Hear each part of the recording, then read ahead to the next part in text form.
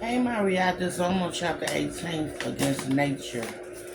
Mickey Knight, aka the neighborhood maker, owned a half dozen restaurants in Manhattan. For three decades, his model had been both simple and self-fulfilling.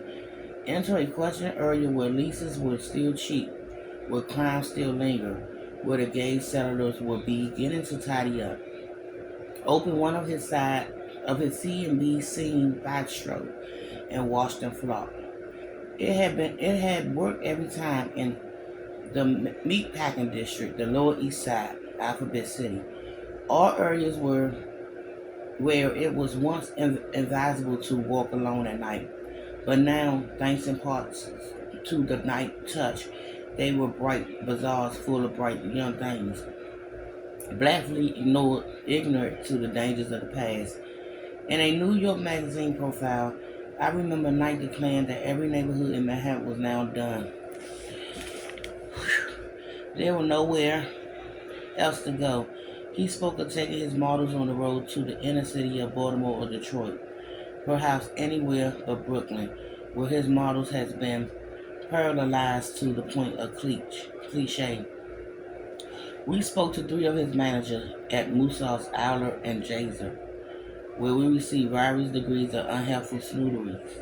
No, they didn't know where Mickey was, and no, we could not have his number. Maybe he will. Maybe he will be stopping by later, sometime between 8 p.m. and midnight.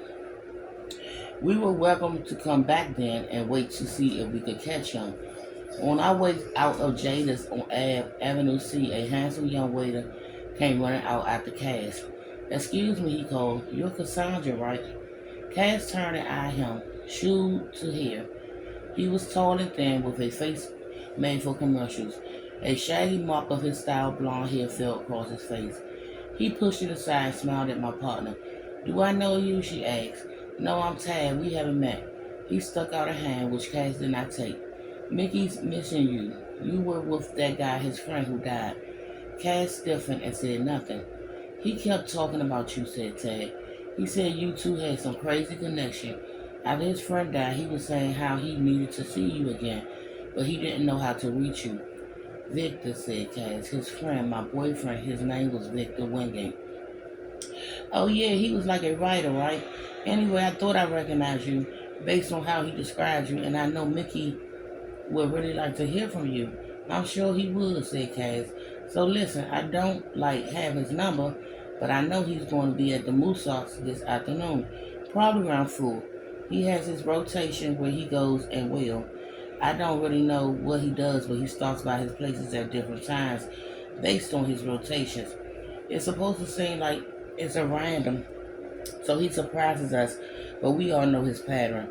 Thanks, Tad, I said. Musas, that's on Suffers, right? Tad turned to me for the first time. Yeah, on the corner of the Suffers and Rivington. Why are you guys looking for him? We'll check it out, said Cass, already walking. Cassandra, one more thing, he called.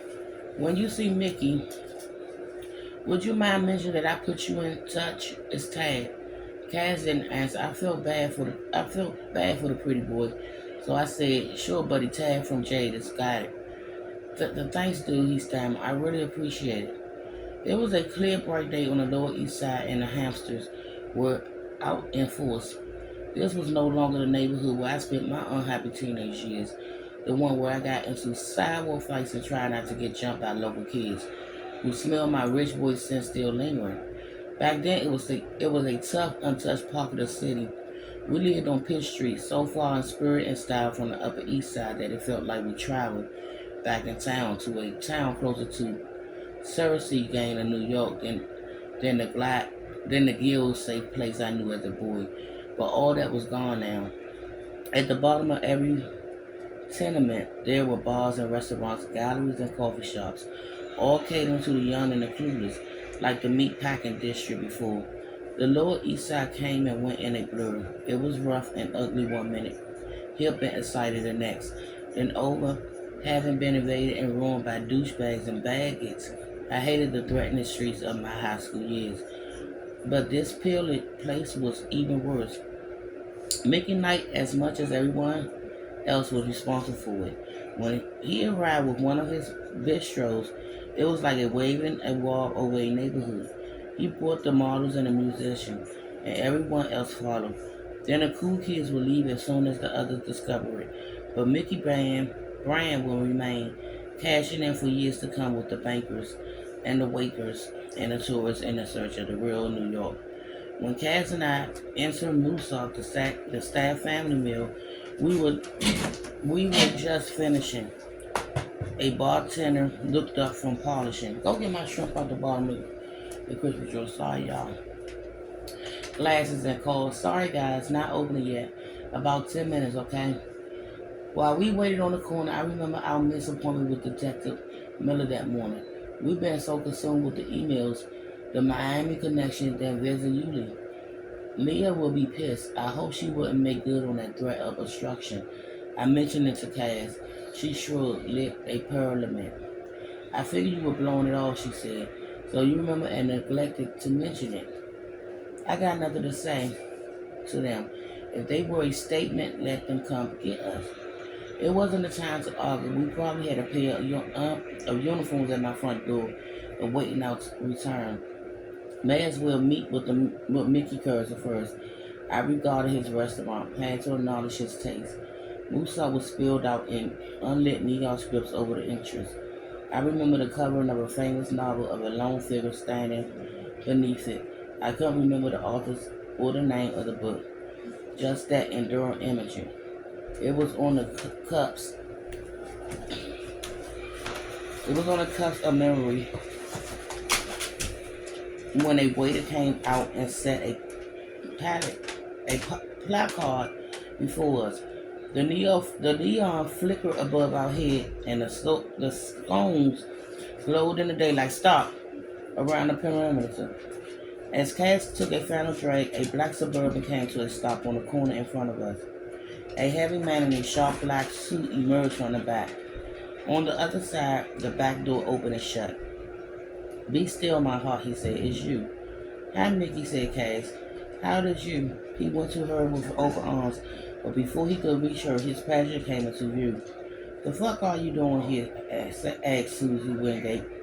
I'm as surprised as you are, said Mickey. They turned and regarded us. I suddenly without welcome on me. Wow. Yulee Kruger suggests we speak to you, I lied. We're investigating a pair of murderers, and the significant evidence wants to find out who did it. Murderers? Asked Susie. My brother jumped to his death.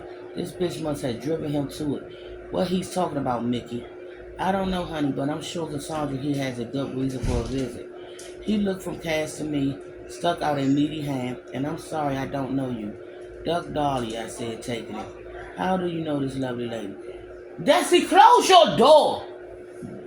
We're partners, Mickey said. I said, Cass. We're here. Oh, wait, he said. I remember you, Duck Dolly. Isn't that what the Post called you? After that mass a while back? And then you were with Kruger the other night during the robbery. That poor bastard. You got some shit luck. I'm glad I'm not me, I said. How clever. His phony smile faded. He looked to Victor's sister for some direction.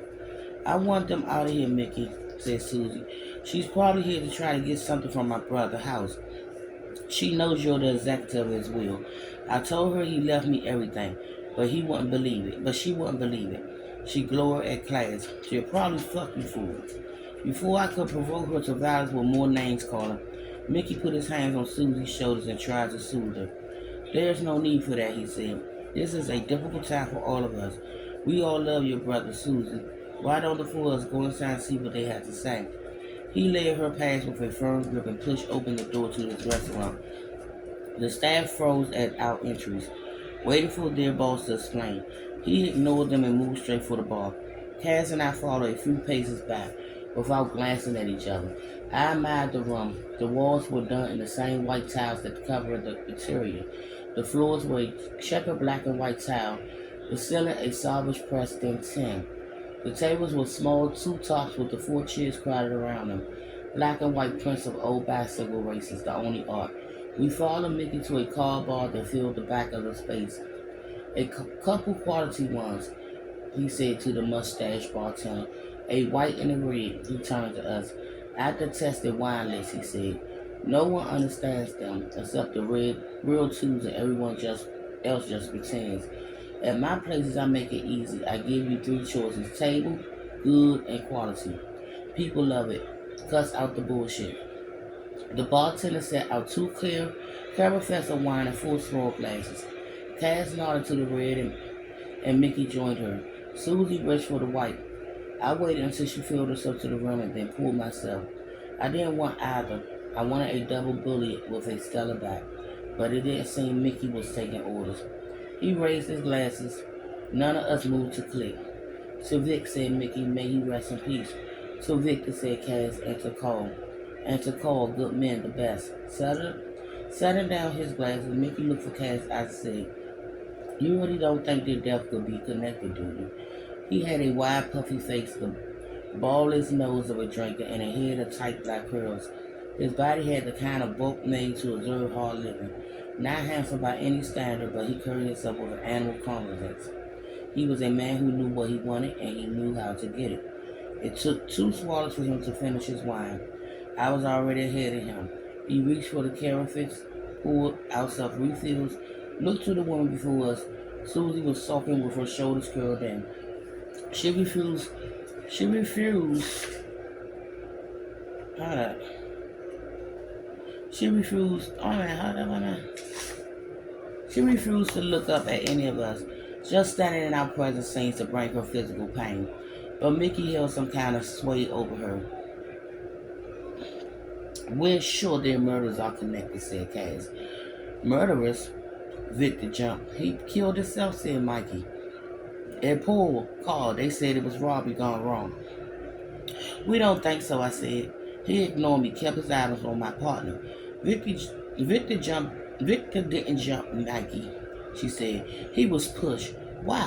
Who would? He looked away and stared at himself in distressed mirror behind the bottle. He gulped from the glass and wiped at his stained lips. You knew them both, I said. You knew what they were working on. I'm told it was you that introduced them, that you suggested Victor write about Cole. Mickey kept regarding his reflection. Without turning his head, he said, I'm sorry, why are you here again? I told you, said Cass. No, I meant your friend. Why is he here? To come into my place and drink my wine and insinuate? What is it you're trying to say? 2 of my friends died within a few days of each other, and you think I had something to do with it? Throw them out, said Susie, perking up as his flash of anger. Throw them both out. She's a whore and he's a rude prick. Remember what I told you about name calling, I said. I know you're a crazy bitch, but are you stupid too? Mikey squared his shoulders towards me. He drank his wine, raised the glass, and flunked it down on the marble floor. The sound of it shattering silenced the room. This woman is a sister to me, he said.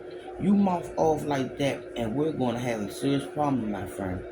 I stared back at him, took a sip of my wine, and mimicked his raised glass display. Then I threw it down and took a step forward. Mickey let out a low growl and lunged forward and tried to grip me by my shirt. I caught him by both wrists, stepped back and used his own momentum to pull him forward and flip him over. It was a simple progression, subduing a large impulsive attacker. I stood over him and turned his wrist, made him feel how easy I could snap the tendons before I released him. Susie was on my back, clawing and hissing like an alley cat. I let go of Mikey and staggered forward against the bar.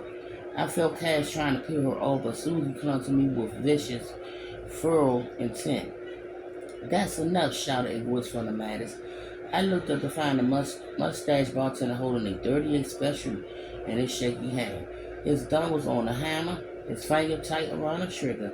The damn thing was liable to fire at any moment in that amateur craps. Get the fuck out of my face, wheezed Michael.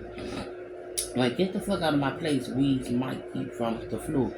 You want me to call the cost boss? Asked the bartender. No need, I said. I'm leaving as soon as this bitch gets off my back. And your boss here is fine. I didn't hurt him. Susie released me and stepped away. No stranger to firearms. She was probably thinking the same thing as me. That finger needed to get off the trigger fast. She raised her hands. Cass did the same. The room waited until the bartender figure out the threat was subdued. We let out a collective breath as he lowered the gun and set it behind the bar. We're going, I said. I stepped over Knight's heaving mass and walked out without meeting the eyes that followed me. My pulse was pumping from the unexpected altercation. I could have prevented it. I didn't need to provoke them by name calling, by tossing down my glasses the same way. But folks like that need a gentle reminder at times. Their success, the arrogance, and brains does not grant them the right to bully everyone. Though I suppose I wasn't much different. I was a bully without money, abusing a martial art to humiliate a guy who achieved more than I would ever. Still, I had a feeling I'd done his staff a favor, and not just those on hand to witness it. Word was spread among his restaurant. Waiters and chef and manager would talk at family meals and over late night drinks and blow, and they tossed to that little episode, "You're welcome." It always felt good to use the "I could do" again too. I didn't practice enough anymore. My trips to the dojo were infrequent. I needed to get back there before my own arrogance and my black belt ability failed me. I waited outside for Cass. When she emerged, she was not pleased to find me waiting. A disgusting shake of the head, a lit pyramid, and she walked off. I tried to catch up. "I'm sorry, wait up." She didn't stop until she reached Houston Street. She turned at the light and laid into me. "Asshole," she shouted. "Did that make you feel good?" Mr. Tough Guy, breaking glass, throwing him around like that. "Did that make you feel more like a man?" Cass listened. He stepped into it first. "Oh, so he started it. What are you, 12? "He's a fucking bully," I said. "He was trying to impress you. I didn't like it."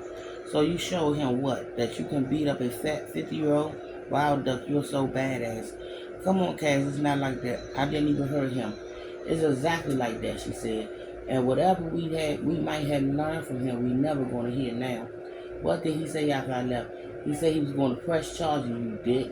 I stayed in there trying to convince him not to. Susie was begging him to call the cops. "Please, I can't be charged with anything," I said. "I doubt there's a scratch of him on him," and he made the first move. "Well, he has a dozen people on his payroll who witness it. They might say otherwise." "Susie certainly will.